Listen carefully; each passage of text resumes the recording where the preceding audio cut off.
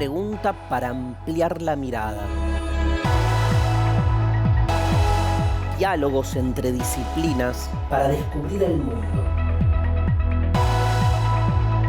Con vos que estás ahí, en tu casa, en las aulas, con los y las docentes. Nuevas formas de conocer, otros modos de aprender. Seguimos educando.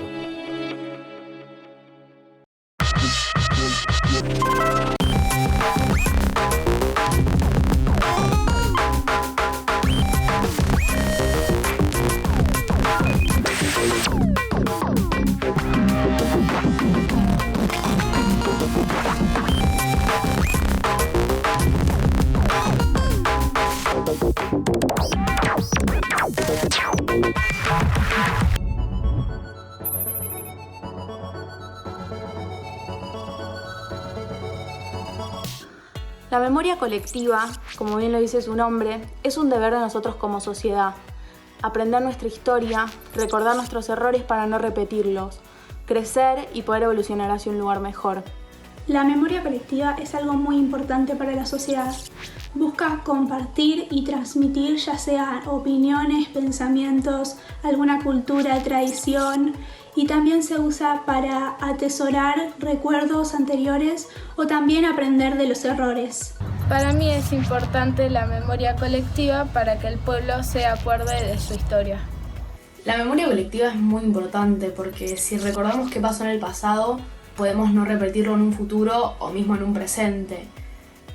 Por ejemplo, en mi colegio trabajamos en jornadas o hacemos actividades que tienen que ver con el arte, pintamos murales, escribimos poesías o cosas así que tengan que ver con la memoria, y está muy piola, está muy copado eso.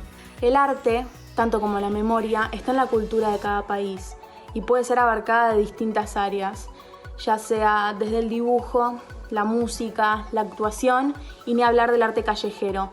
Todas formas de expresión humana cargadas con un mensaje que comunican a todos sus espectadores y se va multiplicando. La memoria colectiva se puede tramitar a través del arte, por ejemplo, en obras de teatro, películas o libros. Un claro ejemplo en el arte que yo puedo encontrar son las canciones, que muchas veces lo que buscan es transmitir un recuerdo que hayan vivido como experiencia personal, o también lo que buscan es compartir algún pensamiento o opinión personal que tienen, o ya sea de la historia, para que la recordemos y podamos aprender de ello.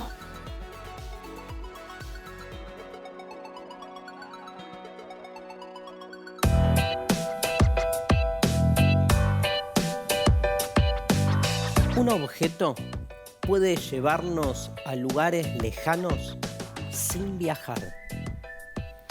Ciudades, pueblos, paisajes que conocemos de memoria. Otros espacios de la memoria se arman de simbolismos y se visitan diferente. ¿Dónde se guarda la memoria? ¿En dónde está? ¿Cuál es su dirección, su código postal? ¿Y en qué lugar? ¿En qué morada? ¿Cuál es el espacio en donde habita la memoria colectiva? Memorias compartidas que se construyen, que se debaten. Testimonios, espacios intervenidos, símbolos que se comprenden sin explicación. Claves para entender un país, sus mejores momentos, los lados oscuros. Tal vez hay que buscar la memoria con las manos, recorriendo distintas texturas, o en los dobleces de una tela blanca, por ejemplo. Tela, que es pañuelo, pero también, como la memoria colectiva sabe, y si no lo sabes, te lo contamos, esa tela blanca, que es pañuelo, es el pañuelo de las madres de Plaza de Mayo, que alguna vez fue pañal. La historia contemporánea se cuenta a través de textos, documentos e imágenes que ayudan a construir un relato. Sin embargo, nada la hace más real que escuchar el testimonio de las y los protagonistas. Año 1977, 7 de octubre, peregrinación a Luján. uno de los pocos espacios en donde todavía se permiten las reuniones masivas. ¿Por qué no vamos las madres y nos presentamos en alguna forma? Porque van a estar todos los sacerdotes, obispos presentes en esa misa. Entonces una madre dijo: ¿cómo nos reconocemos? Juana de Pargamen, madre de Plaza de Mayo, cuenta cómo surgió la idea del pañuelo blanco. Se murió en el año 2016, pero hoy su relato lo continúan los chicos y las chicas. Las madres pensaron que había que llevar algo que las identificase entre ellas, pero que también las hiciera visibles como grupo. Primero pensaron en un moño de algún color, rojo por ejemplo, pero no les cerraba. Y a alguna de ellas se le ocurrió el pañuelo blanco. Y ahí alguien dijo: mejor un pañal de nuestros hijos. Los pañales en esa época eran de tela. Entonces, el primer pañuelo blanco fue un pañal. Los pañuelos tienen más de 4 décadas. Son objetos que se usan, habitan espacios y los definen. Pero también son trazos sobre papel, canciones, murales. Los pintaron alrededor de la Pirámide de Mayo en Buenos Aires. Se convirtieron en una intervención, en baldosas que son cuadros o mosaicos, presentes en distintas ciudades. Alguna vez, no hace tanto tiempo, miles de personas los levantaron en alto y tiñeron una plaza de blanco. ¿Qué cuentan los pañuelos sobre nuestro país?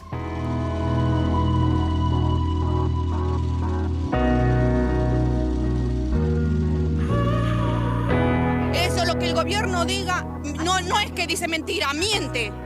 Hace 2 años que estamos así, 2 años. Los pañuelos son esos sonidos que todavía resuenan. El de las voces de las primeras madres que denuncian la desaparición de sus hijos e hijas frente a los periodistas extranjeros. Yo pensaba, qué locura la nuestra. Con razón nos dicen que somos locas.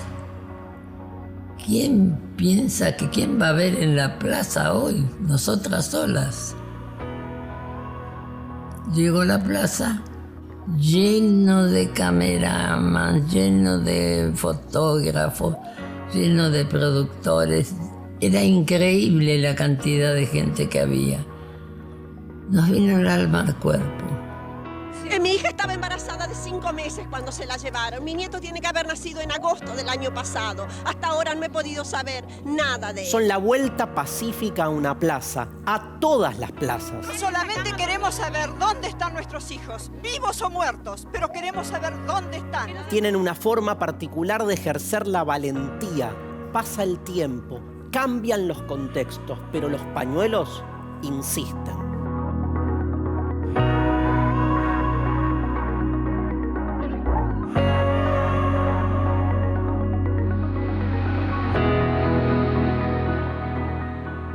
Hay lugares que también son fragmentos de historia. Distintas plazas del país se convirtieron en espacios para el reclamo de memoria, verdad y justicia. Como la Plaza de Mayo, que además de ser el sitio de las madres, es el punto obligado de concentraciones políticas y protestas sociales. O de los discursos presidenciales en el balcón de la Casa Rosada. Hasta los dictadores lo usaron. Y llenaron la plaza Leopoldo Fortunato Galtieri, Malvinas, la guerra. Si quieren venir, que vengan, les presentaremos batalla. Otros eligieron el Cabildo, 10 de diciembre de 1983. La democracia. Raúl Ricardo Alfonsín, presidente. Vamos a constituir la Unión Nacional. Consolidar la paz interior. En la Plaza de Mayo, un bombardeo en 1955, en un gobierno democrático. Todavía quedan las marcas.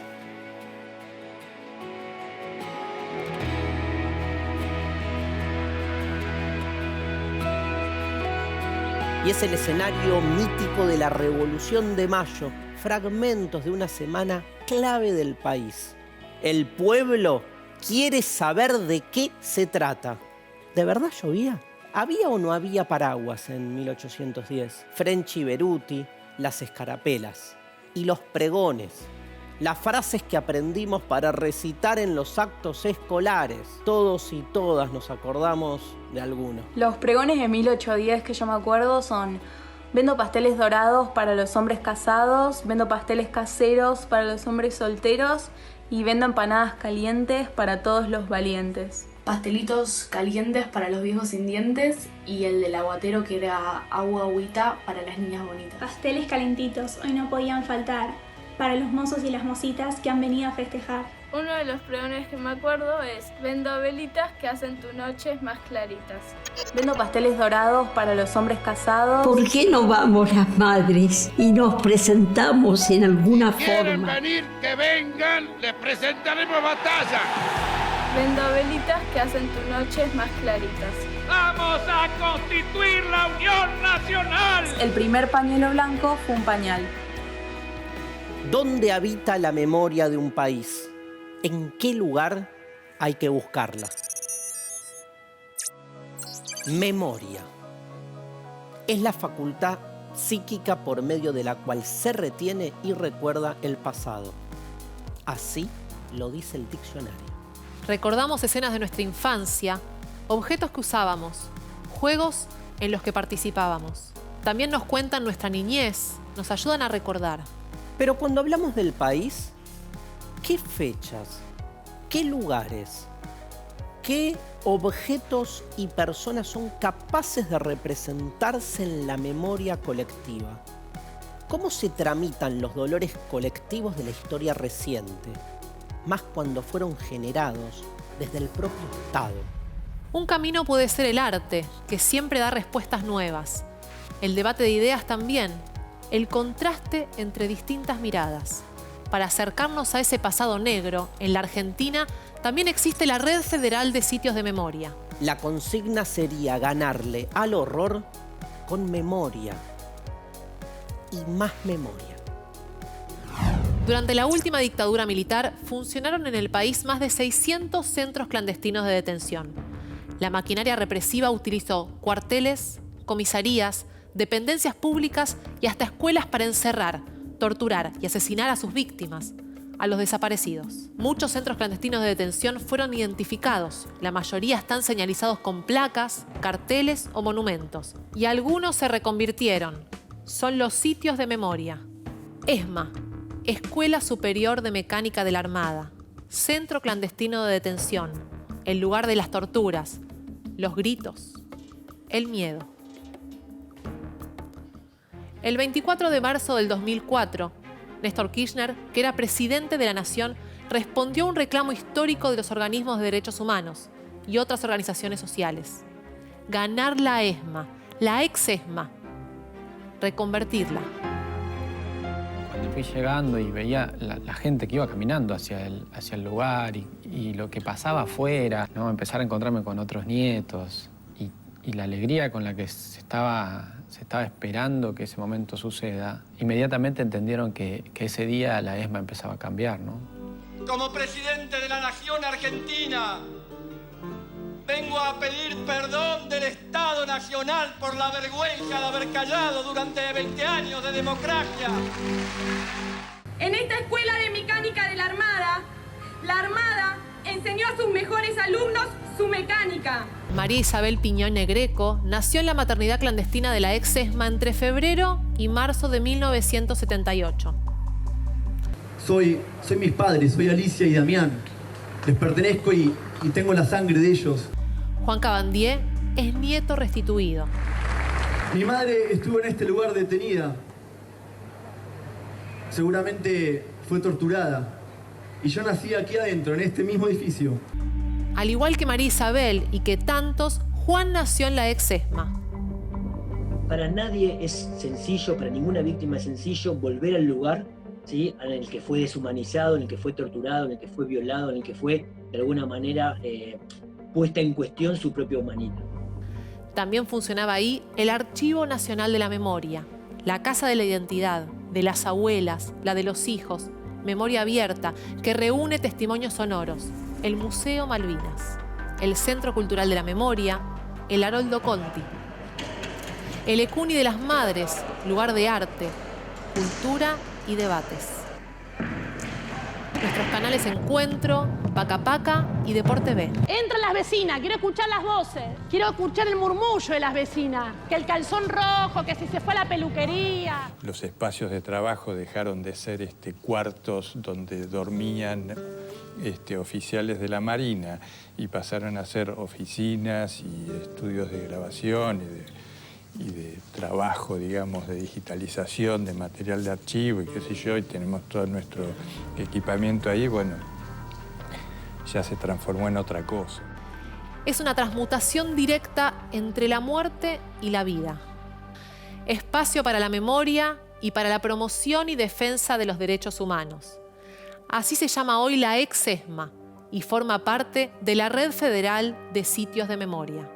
Que en el caso argentino el terrorismo de Estado operó, podríamos decir, a la luz del día y a lo largo de toda la extensión territorial. Pero lo cierto es que los operativos de secuestro, captura y asesinato de personas ocurrían en la vía pública. Y en ese sentido, una de las particularidades del caso argentino, en función de cómo es recordado el terrorismo de Estado, tiene que ver con recuperar e interpelar el espacio público como uno de los ámbitos donde se desarrolló la violencia. La Ley Nacional 26.691 de 2011 declaró como sitios de memoria a aquellos lugares que funcionaron como centros clandestinos de detención, tortura y exterminio, o donde sucedieron hechos vinculados a la represión ilegal. Son marcas que permiten visualizar cómo el horror se alojó en el camino cotidiano que hacemos para llegar a nuestra casa, o en la ruta en donde pasamos cuando viajamos. Los lugares de memoria implican una reconversión simbólica que le dan nuevos usos y sentidos, desde actividades educativas, culturales, artísticas, hasta espacios para reflexionar sobre el pasado reciente, sus vínculos con el presente y la ampliación de derechos para el futuro. También se reconstruye la historia de las víctimas y se realiza un seguimiento de los represores. Todo queda guardado en archivos que organizan el pasado. Construimos archivos, monumentos, lugares de memoria, porque de alguna manera necesitamos fijar la relevancia, ¿sí?, de un acontecimiento que creemos que futuras generaciones deben reconocer como momentos significativos del transcurso de una historia nacional. Cada uno es singular. La mayoría de los sitios de memoria funcionan en ex-centros clandestinos de detención, como La Perla en Córdoba. Lo que hicimos antes de abrir al público acá en La Perla es hacer encuentros, talleres, les decíamos, con familiares, con sobrevivientes, con organismos. Buscamos una síntesis que iba entre no olvidar lo que fue como lugar de horror y que sea un lugar de vida, digamos. Pero también existen otro tipo de espacios. El Museo de la Memoria de Rosario está ubicado en lo que fue el Comando de Segundo Cuerpo de Ejército, lugar clave en la represión ilegal del centro y noreste del país. El Centro Cultural por la Memoria de Trelew, en el viejo aeropuerto, es un lugar histórico. Es hacia donde escaparon en 1972 los presos políticos de la cárcel de Rawson. La mayoría de ellos fueron fusilados. O la escuelita de Famaillá, en Tucumán, que antes de ser escuela fue centro clandestino de detención ilegal. En 1998, en la ciudad de Buenos Aires, a orillas del Río de la Plata, se construyó el Parque de la Memoria. No es cualquier lugar. Está frente a las aguas en donde la dictadura arrojaba los cuerpos de los desaparecidos. Es un monumento a las víctimas del terrorismo de Estado, pero también es un espacio en donde se convocan distintas expresiones artísticas.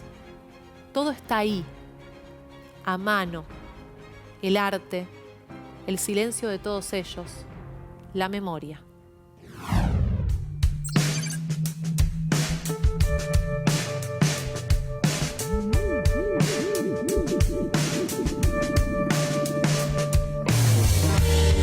Vos me estás mirando y yo voy a caer colgado en tu sien. Vos me estás mirando y yo voy a caer.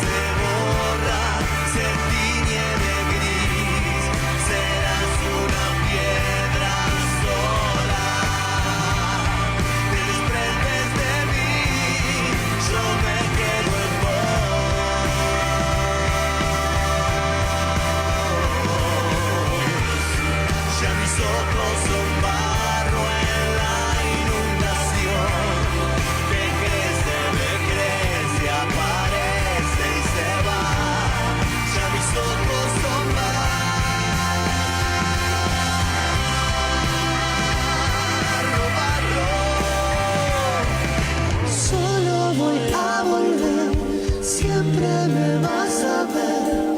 Y cuando regrese de este vuelo eterno, solo verás en mí, siempre a través de mí, un paisaje de espanto así.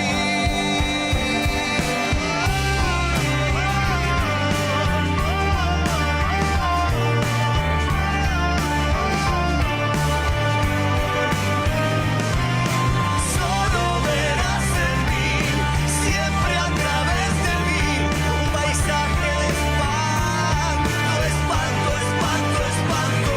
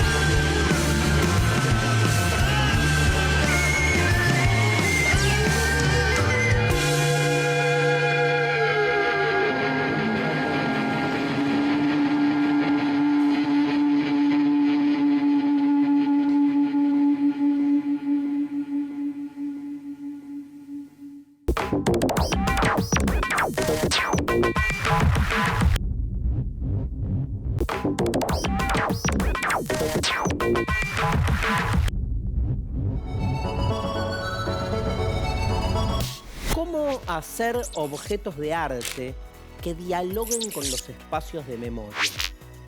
¿De qué manera hay que pensarlos? Primer paso. Investiga si existe algún espacio de memoria en tu pueblo, tu ciudad o tu provincia. Segundo paso. Averigua la historia y fíjate si está señalizado. Elementos con que contamos para hacer nuestra investigación. Un celular, una compu, tablet o netbook. Preguntar a los docentes de la escuela, a los vecinos y a otros compañeros que tal vez tengan información. O a la familia, claro. Antes de seguir con el siguiente paso, podés escribir una historia sobre ese lugar o escribirla con amigas y amigos. ¿Qué historia tiene para contarnos el espacio de la memoria que está cerca de nuestra casa? Con la información que encontramos, con la producción escrita que hicimos después de investigar, con todo eso que ya sabemos, vamos a pasar la historia por otro lado, por el corazón, y pensar un objeto artístico, creativo, que dialogue con ese sitio. Ese detalle, ese relato, esa imagen que nos resuena, lo llevamos a otro plano. Puede ser una acción performática, el montaje de una fotografía, el boceto de un mural, un stencil, una canción, un cuento. Diálogo de memoria a memoria, con el arte en el medio, que siempre sabe decir algo más que las palabras. La memoria insiste. Pasa por los mismos lugares, pero con distintas preguntas. Nuestra historia, la de finales del siglo XX, nos hizo pensar, pensarnos, debatir e intentar entender qué sucedió, por qué sucedió. La dictadura militar, la guerra de Malvinas, el regreso de la democracia, ¿Cuánto sabes vos de nuestro pasado reciente? Esto es un recuadro de los niños que ya las abuelas han localizado.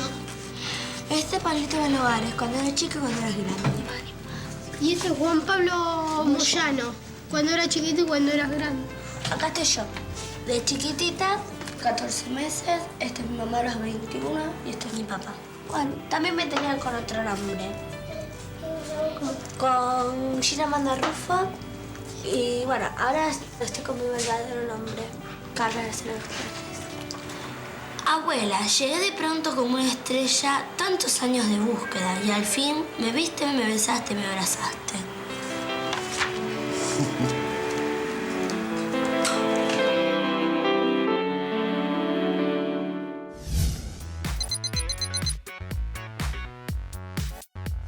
El 24 de marzo de 1976, las Fuerzas Armadas protagonizaron un golpe de Estado en contra del presidente constitucional Juan Domingo Perón. Es falso. Falso. Falso. Quien ejercía la presidencia era Estela Martínez de Perón. Era la vicepresidenta de Perón y asumió la magistratura después de su muerte. Se denomina terrorismo de Estado a la violencia ejercida desde el Estado. Verdadero. Es verdadero. Verdadero. Es un gobierno que utiliza métodos ilegítimos en contra de la ciudadanía para provocar el terror y lograr sus objetivos. La figura del desaparecido remite a las víctimas de los secuestros ilegales durante la última dictadura militar. Verdadero. Es verdadero. Verdadero. Los desaparecidos son 30.000. Luego de secuestrarlos, los llevaban a centros clandestinos de detención donde los torturaban y asesinaban. En 1978, la dictadura militar organizó un mundial de fútbol en la Argentina. Verdadero. Verdadero. Verdadero. Intentaban acallar las voces de denuncias que se habían comenzado a escuchar en el exterior. Un detalle siniestro. Los detenidos desaparecidos, encerrados en el centro de detención que funcionaba en Capital Federal, en la ex ESMA, escuchaban los festejos de la cancha de River, que quedaba a pocas cuadras. El 2 de abril es la fecha de finalización de la Guerra de las Malvinas. Esta afirmación es falsa. Falso. Falso. Es la fecha de inicio de la guerra. Una guerra que comenzó de manera ilegítima porque fue llevada adelante por una dictadura, por el entonces presidente de facto Leopoldo Fortunato Galtieri. El 2 de abril, además, es el Día del Veterano y de los Caídos en la Guerra de Malvinas. El 70% de los que fueron a la Guerra de Malvinas fueron jóvenes que estaban realizando el servicio militar obligatorio. Eso es verdadero. Verdadero. Verdadero. Tenían 18 años y eran civiles que hacían el servicio militar obligatorio. Eran un poco más grandes que ustedes. Muchos de ellos murieron en las islas. Galtieri fue el último de los dictadores después de la derrota en Malvinas. Debió entregar el poder a las fuerzas democráticas. Es falso. Verdadero. Falso. Es verdad que la derrota de Malvinas fue el principio del fin de la dictadura, pero el presidente de facto de la transición hacia la democracia fue Reinaldo Viñone. Después de la dictadura, Raúl Alfonsín fue el primer presidente de la democracia. Verdadero. Eso es verdadero. Verdadero. Esa la sabemos todas y todos. Agrego un par de datos. Su vicepresidente fue Víctor Martínez. Se enfrentaron en las elecciones a la fórmula del peronismo integrada por Ítalo Luder y Deolindo Felipe Vittel. La memoria en el banquillo. Es un mecanismo tan natural, inevitable diría, que me interesa entender las razones de quienes se manifiestan en contra de la construcción de una memoria colectiva. Una construcción con matices, obvio, como todo lo colectivo. Pensemos en el negacionismo, una mirada muy particular de la historia reciente, que es en realidad otra forma de la memoria, porque no hay olvido en realidad, sino memoria contra memoria. ¿Qué dice, Juli, el diccionario sobre el negacionismo? Lo define como la actitud que consiste en la negación de hechos históricos recientes y muy graves que están generalmente aceptados. Cuando se refiere a la Segunda Guerra Mundial, al Holocausto judío, el negacionismo pretende relativizar la imagen negativa del nazismo. Hay veces que se niega todo, En otros casos se minimiza o se da una teoría manipulada de los hechos. En Argentina el negacionismo se traduce, por ejemplo, en negar la existencia de los 30.000 desaparecidos. Sabemos que la memoria se construye y que siempre hay en pugna distintas visiones de un mismo hecho. Y siempre es muy rico el debate, pero siempre que se reconozca el delito de lesa humanidad. Porque hay límites concretos para ese debate. Los crímenes de la dictadura fueron juzgados y la existencia del terrorismo de Estado es una reconstrucción a la que se llegó a través de una verdad jurídica, a través de investigaciones, a través de testimonios. Negar los 30.000 desaparecidos es como negar los 6 millones de judíos asesinados durante el Holocausto en la Segunda Guerra Mundial. Justamente el problema de la cifra está en la naturaleza del crimen. Lo cometió el Estado, que es el responsable de garantizar los derechos de la población. Por otro lado están quienes plantean, basta, listo, ya está. No hay que hablar más del pasado, hay que pensar en el presente o mirar al futuro. El famoso mirar para adelante, o que lo importante es el hoy, pero el pasado, ¿saben qué? Se revela. Primero con hechos claros y concretos. Todavía siguen recuperando su identidad, por ejemplo, las nietas y nietos apropiados durante la dictadura. También se da otro fenómeno, las hijas e hijos de los represores. Adultas y adultos ya reniegan de sus padres, no quieren ser hijos e hijas de asesinos. Eso también es un presente intervenido por el pasado. Historias desobedientes, así decidieron llamarse esas hijas e hijos que se desafiliaron de los represores. Pero además, las sociedades que pretendieron tapar los conflictos del pasado ensancharon el dolor y las controversias. No lo solucionaron. Muchos pensamos que justamente el arte es un buen puente para tramitar el pasado, para poner en juego de otra manera la memoria. Sin embargo, otros sostienen que al estetizar los hechos históricos se pierde la intensidad de los sucesos. Insisten, por ejemplo, en que los sitios de memoria solo deberían aportar datos y registros científicos y que las miradas desde el arte son siempre subjetivas. Habría que darles una mala noticia. Es imposible esquivarle a la subjetividad. Yo digo que es una forma de cargar a los sitios de múltiples significados. Esa mediación simbólica que es el arte permite que el pasado se pueda contar con una mayor intensidad. La memoria no pregunta si puede entrar. Irrumpe, hace preguntas, nos interpela. Y a veces también se toma una licencia, la de recrearse. El arte une binomios imposibles. Dos policías que custodian, intentan detener a una serie de figuras que se volvieron símbolo, las siluetas que representan a los desaparecidos. Tercera marcha de la resistencia de las Madres de Plaza de Mayo. Las acompañan otros que empiezan a animarse a salir. Todavía hay dictadura en Argentina. La idea se le ocurre a los artistas Rodolfo Aguerreberri, Julio Flores y Guillermo Quexel. Es simple, un trazado de la forma vacía de un cuerpo a escala natural. Se hacen sobre papeles para pegarlos en muros, árboles, monumentos de la ciudad. Las madres, las abuelas apoyan la propuesta. Y se arma en las calles un taller al aire libre que dura hasta la medianoche. Algunos ponen el cuerpo, otros dibujan. La idea crece, se diversifica. Ya es una producción colectiva. En las siluetas inscriben el nombre de los desaparecidos. Dibujan mujeres embarazadas. Retratan la figura vacía de un bebé. Hay otro artista en esta acción callejera. Es Eduardo Gil, el fotógrafo que registra las imágenes de las siluetas, de quienes las realizan, de los que ofrecen su cuerpo para darle forma, de los nombres inscriptos en cada una de ellas. ¿Es arte? ¿Es política? ¿Es memoria con imágenes? ¿Es una sola de estas posibilidades o son todas? Desde una acción colectiva, el siluetazo instala en la escena la ficha que falta, la que ordena la jugada. la figura del desaparecido. Año 2018. Octava Bienal Argentina de Fotografía Documental de Tucumán. Un grupo de fotógrafos y fotógrafas pone el foco de las cámaras en los sitios de memoria de la provincia.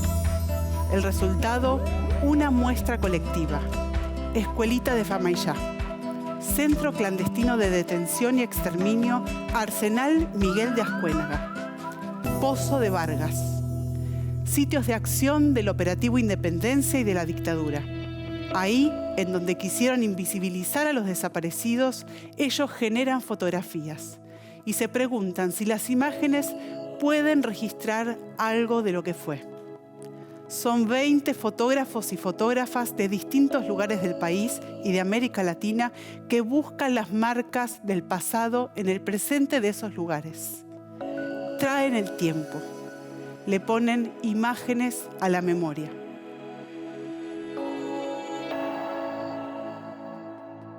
En la década del 90, el GAC, Grupo de Arte Callejero, también comienza a ponerle imagen a la memoria, pero de otra manera.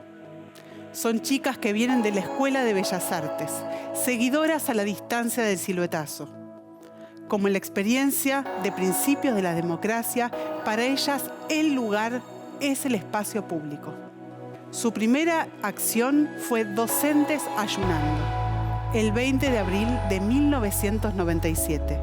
Después siguieron muchas más. Performance, gráfica y señales viales. Esa es la clave.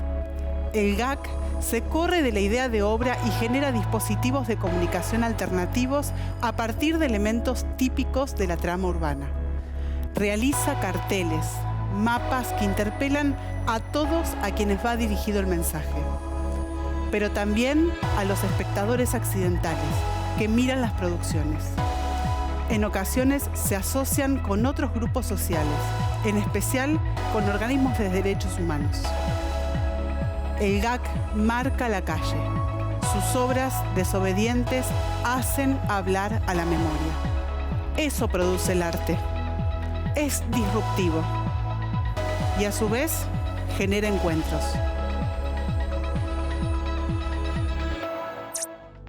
En el año 2005, el colectivo de Barrios por Memoria y Justicia colocó frente a la iglesia Santa Cruz 12 baldosas. Cada una homenajeaba a uno de los detenidos desaparecidos secuestrados en la iglesia el 8 de diciembre de 1977. Los había marcado el represor Alfredo Astiz, infiltrado entre las madres de Plaza de Mayo. Para los familiares de desaparecidos, él era Gustavo Niño y buscaba a su hermano. Esas baldosas, las de la Santa Cruz, se multiplicaron después en otras calles, con otras historias por todo el país. Señalizan espacios significativos de los desaparecidos, en donde vivieron, estudiaron, trabajaron, o el lugar en donde los secuestró o asesinó la dictadura. Cuando camines por la calle, presta atención. Seguro te vas a encontrar con alguna.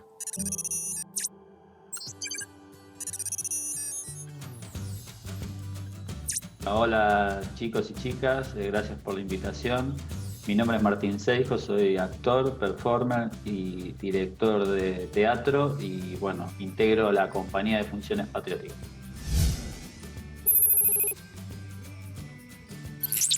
La compañía de Funciones Patrióticas es un grupo de teatro, performer y de artivismo, un poco movido por toda una corriente que en ese momento tomó mucha fuerza, que fue la idea de revisar la historia. En ese caso nosotros, bueno, lo que hacíamos era tomar hechos de la historia o textos dramáticos que tuvieran por ahí algún anclaje con algún hecho de la historia, sobre todo del siglo XIX, principio del siglo XX, y hacer una transformación en clave paródica, tratando de hablar de nuestro presente, tomando ese material que se refería al pasado del país.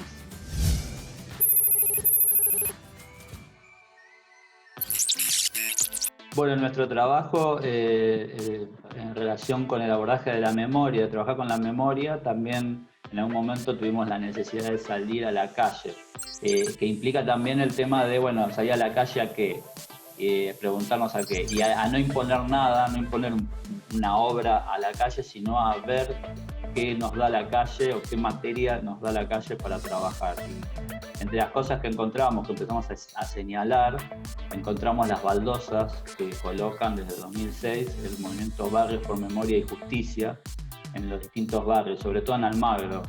En particular yo vivo en Almagro y el movimiento en este barrio colocó muchas baldosas, es de los barrios que más detenidos desaparecidos tuvo durante la dictadura, y siempre me llamó la atención la cantidad de baldosas. Hay más de 40 lugares en el barrio donde hay una baldosa o más de una baldosa colocada. Y bueno, trabajando en la calle nos pareció que era interesante empezar a tomar esos señalamientos que están ahí, que recuerdan a los detenidos desaparecidos del barrio, y empezar a tejer un mapa, un recorrido, un territorio en el cual nosotros visitamos las baldosas con el público y realizamos acciones, performance y hacemos relatos en relación no solo a la historia de quienes se homenajean ahí, que estudiaron, que fueron secuestrados en ese lugar o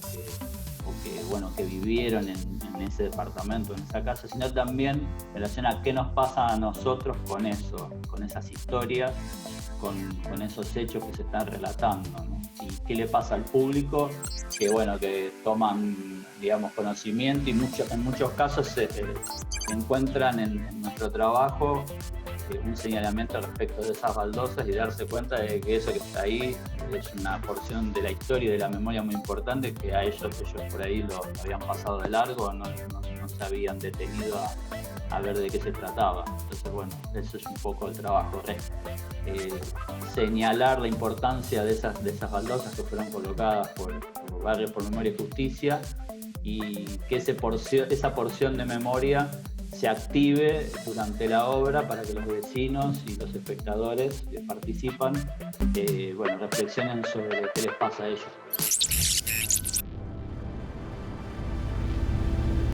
Dice Walter Benjamin en la sexta tesis de Filosofía de la Historia que ni siquiera nuestros muertos estarán seguros cuando el enemigo venza. Y el enemigo no para de vencer. Lo que nos invita a Benjamin a pensar es justamente sobre el lugar de la historia y la memoria. Benjamin es el pensador que de algún modo nos convoca a pensar los lugares de los vencedores y los vencidos en la historia. La historia es siempre, dice Benjamin, la historia de los vencedores, que son los que escriben la historia oficial. Pero si hay una historia oficial, evidentemente, hay una historia de los derrotados, una historia de los vencidos. ¿Qué hacemos con esas historias que están solapadas, que están enterradas, que están ocultas? Por eso es fundamental el papel de la memoria. La memoria emancipa las voces de los que no han tenido voz.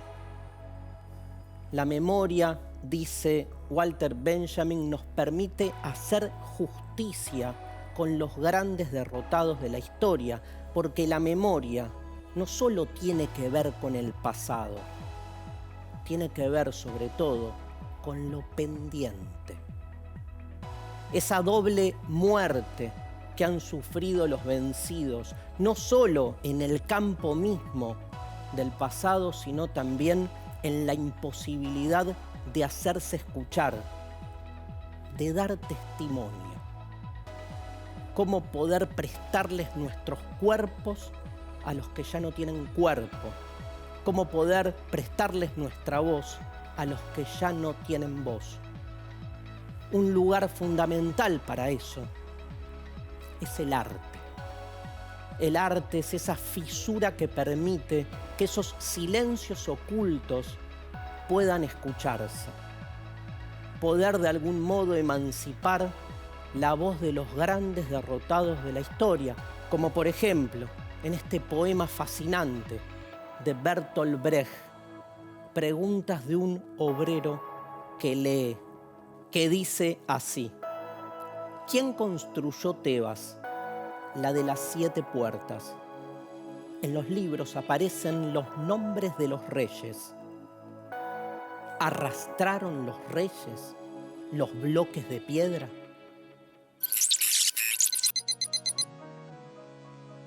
No debiera arrancarse a la gente de su tierra o de su país, no a la fuerza.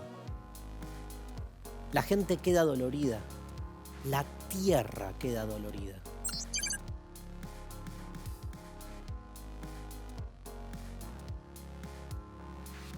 Nos destierran, pero nadie nos corta la memoria, la lengua, las calores. Tenemos que aprender a vivir como el clavel del aire, propiamente del aire. Soy una planta monstruosa. Mis raíces están a miles de kilómetros de mí y no nos ata un tallo. Nos separan 2 mares y un océano. El sol me mira cuando ellas respiran en la noche, duelen de noche bajo el sol. ¿En dónde habita la memoria de un país? En forma de testimonios, de documentos, de fotografías, de imágenes fílmicas. ¿La podemos rastrear en espacios físicos, en lo que produce el arte? ¿O está en cada una de las miradas? Muchas, bien diferentes, contradictorias. La memoria está hecha de fragmentos. Y se nos ofrece para que la armemos. Tiene un problema, o tal vez es la mayor de sus ventajas. Viene sin instrucciones.